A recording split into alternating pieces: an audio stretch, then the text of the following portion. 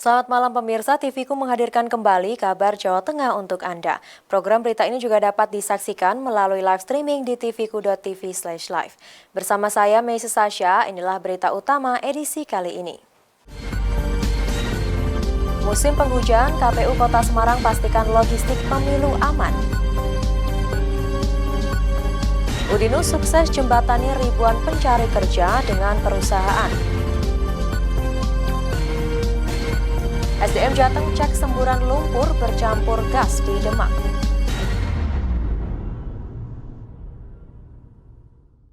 Inilah kabar Jawa Tengah selengkapnya. Musim penghujan, KPU Kota Semarang memastikan logistik pemilu aman dari kebocoran maupun tingkat kelembapan. Selain semuanya telah tersimpan dalam kemasan plastik, KPU Kota Semarang menilai gudang logistik pemilu sudah sesuai standar dan dalam kondisi baik. Kepastian amannya logistik pemilu yang diterima KPU Kota Semarang ini disampaikan Ketua KPU Kota Semarang Henry Cassandra Gultom saat meninjau gudang logistik KPU di kawasan Industri Candi Semarang. Henry menjelaskan, meskipun saat ini musim penghujan, KPU telah melakukan sejumlah antisipasi dari kebocoran maupun kelembaban di gudang tersebut, di mana semua logistik pemilu yang tersimpan dibungkus plastik. Selain itu, untuk tempat penyimpanan, lantainya telah dilapisi kayu panel. Untuk itulah ia menilai secara penyimpanan di gudang KPU Kota Semarang sangat aman. Dari pengalaman hujan deras yang terjadi beberapa waktu lalu, gudang tersebut diakui Henry tidak ada kebocoran. Alhamdulillah gudang juga dalam kondisi yang baik. Saya kira teman-teman kepolisian juga tiap hari juga di sini ya Pak Kapolsek ya. Tiap hari di sini juga memastikan juga dari curah hujan yang dialami Kota Semarang hari ini juga alhamdulillah tidak ada yang bocor. Dan kita juga secara berkala juga melakukan pengecekan juga, siapa tahu ada yang kemudian rayap hewan-hewan yang lain. Tapi sejauh ini nggak ada. Ada penanganan khusus, mengingat ini kan kardus ya, mungkin udah lembab atau gimana ya? Ya, justru itu, ini teman-teman nanti boleh cek itu semua dalam kondisi di packing plastik rapat semua.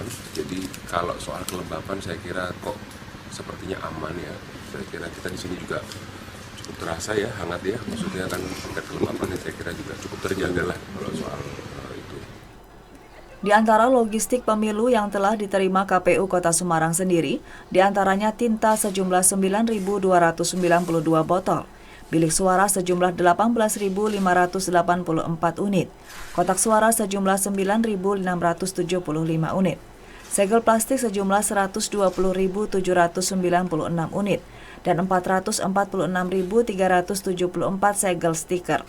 Kesemuanya saat ini disimpan secara rapi di gudang KPU Kota Semarang dan dijaga 24 jam oleh staf KPU Kota Semarang bersama aparat kepolisian. Dari Semarang, Tutuk Carita melaporkan. Wali Kota Semarang Hefearita Gunaryanti Rahayu mengklarifikasi terkait anggaran pengadaan kendaraan bermotor untuk 177 lurah di wilayahnya. Menurut Ita, anggarannya bukan 8 miliar namun 4,7 miliar rupiah. Wali Kota Semarang Hefearita Gunaryanti Rahayu mengklarifikasi besaran anggaran pengadaan motor untuk 177 lurah. Pengadaan kendaraan tersebut beritanya sempat viral, sebab anggarannya dinilai terlalu besar dan tidak sesuai dengan perhitungan. Menanggapi komentar warga tersebut, Wali Kota Semarang memberikan klarifikasi bahwa anggaran pengadaan kendaraan bermotor roda 2 tersebut hanyalah sebesar 4,7 miliar rupiah atau harga per unitnya mencapai 26,5 juta rupiah.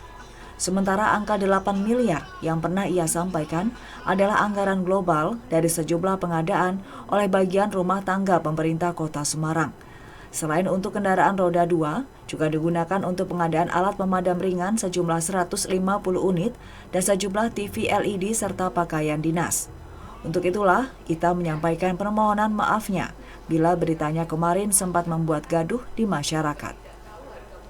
Itu di dealer itu harganya 27.400.000, sehingga total anggaran yang digunakan untuk pembelian sepeda motor ini adalah 4.702.311.564. Nah, untuk anggaran yang 8 miliar itu betul di rumah tangga itu memang ada 8 miliar. Jadi saya mungkin membacanya itu secara keseluruhan itu memang ada anggaran di rumah tangga itu ada 7,9 miliar itu 7,931 kan ya mendekati 8 lah.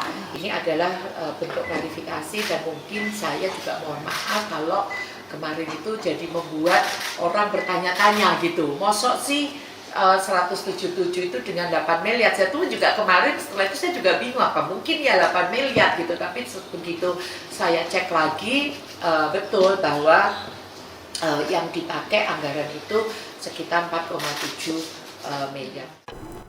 Menurut Ita, anggaran pengadaan sejumlah barang tersebut bersumber dari APBD Kota Semarang tahun 2023 dan telah disetujui dalam pembahasan tim anggaran pemerintah daerah. Dari Semarang, Tutuk Carita melaporkan. Udinus sukses jembatani ribuan pencari kerja dengan perusahaan. Informasinya akan kami sajikan sesaat lagi.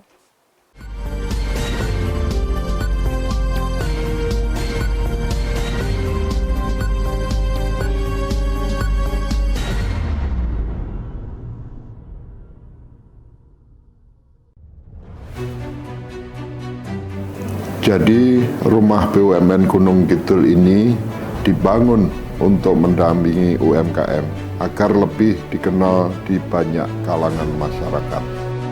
Salah satu dari 4 prioritas program ini adalah ekspor. Kemudian kami dapat tawaran dari PLN untuk mengikuti pameran di Pasar Senggol Beki. Untuk PLN kami menyampaikan yang pertama terima kasih atas kesempatannya selama ini.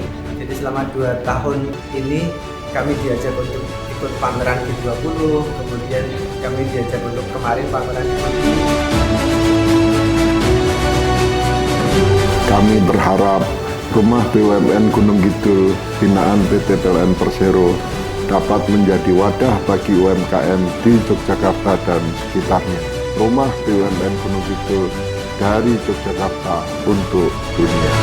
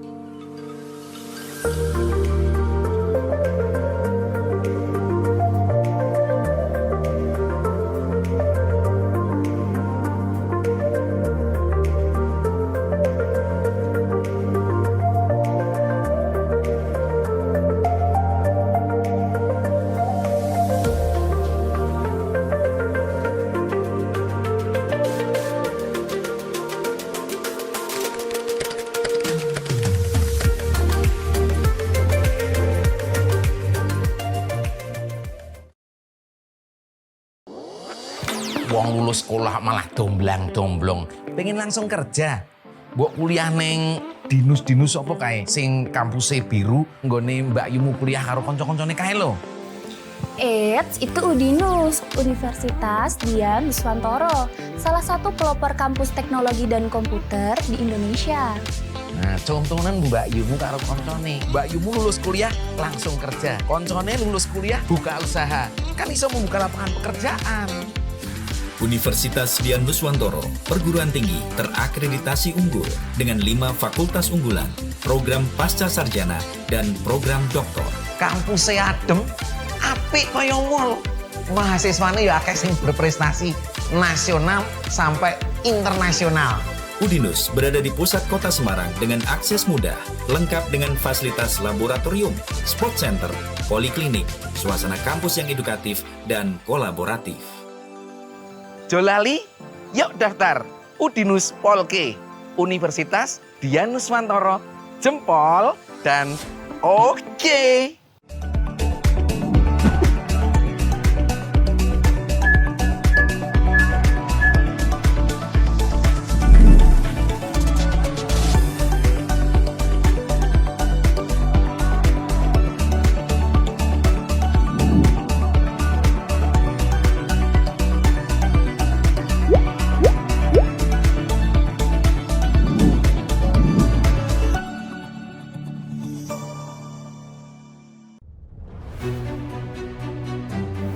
Jadi rumah BUMN Gunung Kidul ini dibangun untuk mendampingi UMKM agar lebih dikenal di banyak kalangan masyarakat.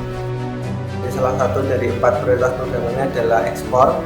Kemudian kami dapat tawaran dari PLN untuk mengikuti pameran di Pasar Senggol Beki.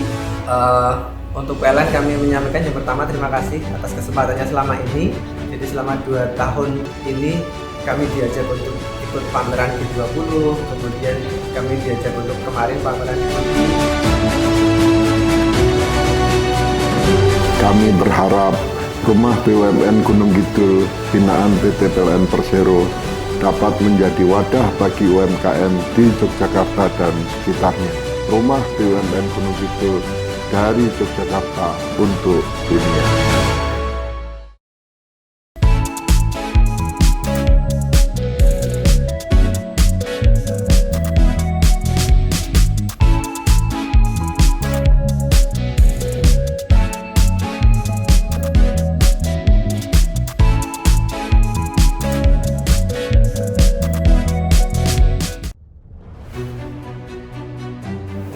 Jadi rumah BUMN Gunung Kidul ini dibangun untuk mendampingi UMKM agar lebih dikenal di banyak kalangan masyarakat. Salah satu dari 4 prioritas programnya adalah ekspor. Kemudian kami dapat tawaran dari PLN untuk mengikuti pameran di Pasar Senggol Beki. Untuk PLN kami menyampaikan yang pertama terima kasih atas kesempatannya selama ini. Jadi selama 2 tahun ini kami diajak untuk ikut pameran G20, kemudian kami diajak untuk kemarin pameran di Beki. Kami berharap rumah BUMN Gunung Kidul binaan PT PLN Persero dapat menjadi wadah bagi UMKM di Yogyakarta dan sekitarnya. Rumah BUMN Gunung Kidul dari Yogyakarta untuk dunia.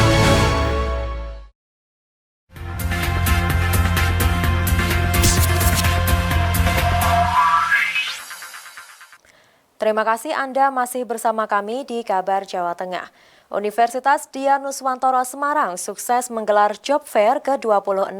Job Fair ini diikuti 3.000 lebih alumni Udinus dan masyarakat umum yang mencari lapangan pekerjaan. Career Center Universitas Dian Nuswantoro sukses menggelar Job Fair ke-26 yang berlokasi di Aula Gedung E lantai 3 Udinus. Job Fair yang digelar pada 2 hingga 3 Desember lalu tersebut dibuka langsung oleh Wakil Rektor 1 Udinus, Profesor Supriyadi Rustad, dengan pengguntingan pita. Tercatat sebanyak 3.490 alumni dan masyarakat umum yang terdaftar pada Job Fair ini. Profesor Supriyadi Rustad mengatakan dengan adanya kegiatan Job Fair ini diharapkan relevansi antara perguruan tinggi dan dunia kerja membaik. Ini kan sebagai taskis ya, kita ingin melihat apakah relevansi perguruan tinggi dengan dunia kerja itu membaik. Tahun lalu seperti apa, tahun sekarang seperti apa. Dan kita lumayan banyak perubahan ya, terutama di kurikulum kan kita sekarang ke UBE, ya. Jadi ke project based learning,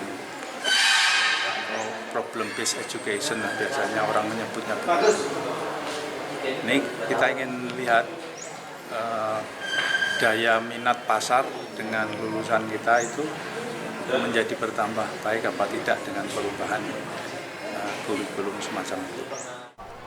Job Fair Udinus kembali digelar secara offline untuk pertama kalinya usai pandemi berakhir. Kegiatan ini memberi kesempatan untuk job seeker dan perusahaan untuk melakukan interaksi secara langsung. Hal itu dilakukan di beberapa booth yang diisi oleh perusahaan-perusahaan yang hadir. Kepala Pelayanan Alumni dan Karir Udinus, Dr. Sandy Novianto mengatakan, sebanyak 18 perusahaan ikut berpartisipasi pada Job Fair Udinus kali ini. Terdapat berbagai macam bidang perusahaan yang hadir, antara lain bergerak di bidang perbankan, software developer, garment, serta food and beverage. Tujuannya yang jelas menjembatani antara alumni Udinus yang sudah lulus atau baru saja lulus atau bahkan yang sudah lulus tahun-tahun lalu, di mana mereka belum susah dalam mencari pekerjaan. Di sini kita menghimpun beberapa perusahaan agar bisa berkolaborasi menyediakan lowongan-lowongan yang tentunya nanti bisa dilamar oleh para alumni kita. Selain para alumni juga untuk umum, yang jelas Mayora. Ada Tongji juga. Jadi di sini ada beberapa perusahaan, ada software developer, ada garment, ada juga dari outsourcing juga ada, berbagai macam bidang ada di sini. Sementara itu, Meida, salah seorang pencari kerja, senang dengan adanya acara ini. Ia mengaku terbantu dan sangat memudahkan para pencari kerja untuk melamar di perusahaan yang dituju. Sangat menguntungkan, apalagi untuk saya seorang fresh graduate yang barusan lulus menjadi tahu tentang ada perusahaan ini lagi membuka lowongan pekerjaan yang nggak dibuka di sosial media lainnya. Tadi melamar apa saja tadi? Melamar Work Finance, Mayora, Bank Jateng, sama Bank Mandiri. Berbagai fasilitas juga ditawarkan dalam kegiatan job fair di Udinus, seperti adanya stand makanan, stand untuk perlengkapan CV dan sumber informasi, serta aula yang dilengkapi dengan AC hingga para job seeker lebih nyaman dalam berinteraksi dengan perusahaan. Dari Udinus, Irfandi Ardianto melaporkan.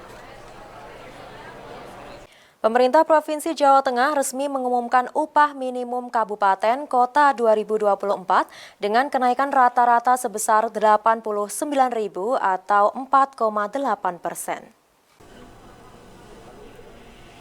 Besaran UMK yang dituangkan dalam surat keputusan Gubernur Jawa Tengah dan berlaku mulai 1 Januari 2024.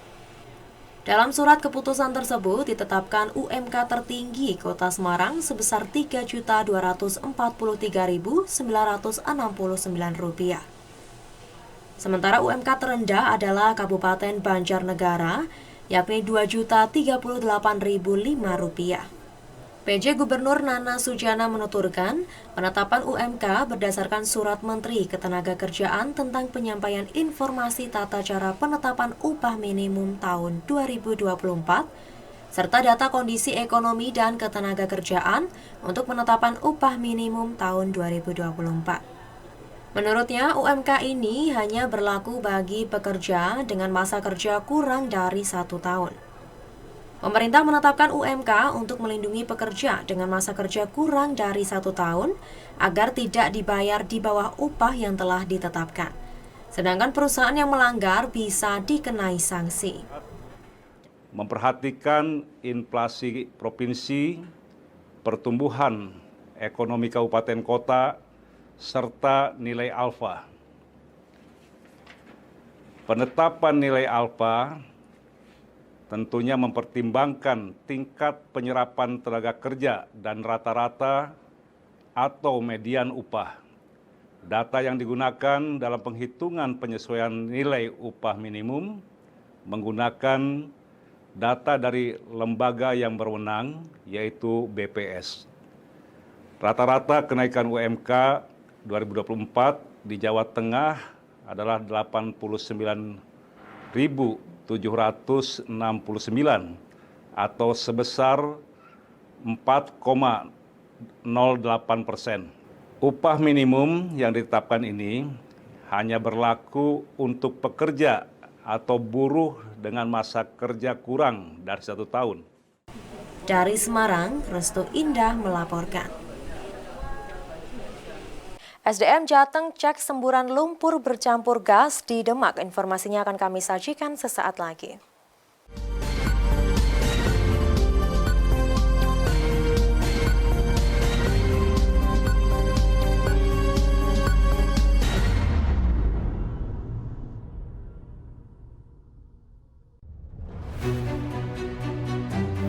Jadi rumah BUMN Gunung Kidul ini dibangun untuk mendampingi UMKM agar lebih dikenal di banyak kalangan masyarakat. Salah satu dari 4 prioritas programnya adalah ekspor. Kemudian kami dapat tawaran dari PLN untuk mengikuti pameran di Pasar Senggol Beki. Untuk PLN kami menyampaikan yang pertama terima kasih atas kesempatannya selama ini. Jadi selama 2 tahun ini kami diajak untuk ikut pameran G20, kemudian kami diajak untuk kemarin pameran G20. Kami berharap rumah BUMN Gunung Kidul binaan PT PLN Persero dapat menjadi wadah bagi UMKM di Yogyakarta dan sekitarnya. Rumah BUMN Gunung Kidul dari Yogyakarta untuk dunia. Kanker masih menjadi penyakit berbahaya yang dapat menyerang siapa saja. Indonesia merupakan negara dengan jumlah insidensi dan angka kematian tertinggi di Asia Tenggara dan peringkat keempat di Asia akibat kanker. Kanker dapat ditangani apabila dijumpai pada stadium awal. Disinilah pentingnya screening dan deteksi kanker. Kerjasama Udinus dengan Perhompedin Semarang mengembangkan aplikasi untuk mendeteksi kanker sejak dini dengan cepat dan mudah. Inilah Onkodok, aplikasi screening dan deteksi dini kanker. Fitur yang tersedia adalah screening dan deteksi dini, konsultasi dokter onkologi, forum diskusi, dan reminder jadwal.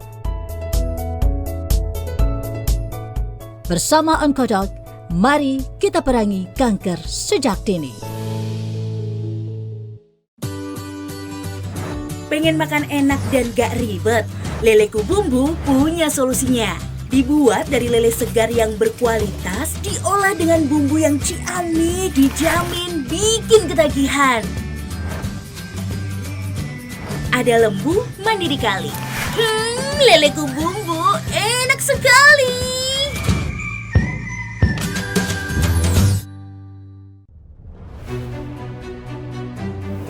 Jadi rumah BUMN Gunung Kidul ini dibangun untuk mendampingi UMKM agar lebih dikenal di banyak kalangan masyarakat. Salah satu dari 4 prioritas programnya adalah ekspor. Kemudian kami dapat tawaran dari PLN untuk mengikuti pameran di Pasar Senggol Beki. Untuk PLN kami menyampaikan yang pertama terima kasih atas kesempatannya selama ini. Jadi selama 2 tahun ini kami diajak untuk ikut pameran G20, kemudian kami diajak untuk kemarin pameran G20. Kami berharap rumah BUMN Gunung Kidul binaan PT PLN Persero dapat menjadi wadah bagi UMKM di Yogyakarta dan sekitarnya. Rumah BUMN Gunung Kidul dari Yogyakarta untuk dunia.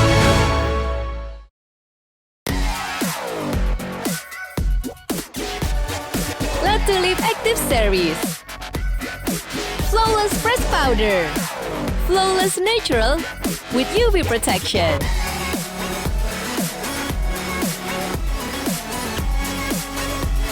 Shimmering touch for natural glow. Stay active, be beautiful with La Tulip Active Series.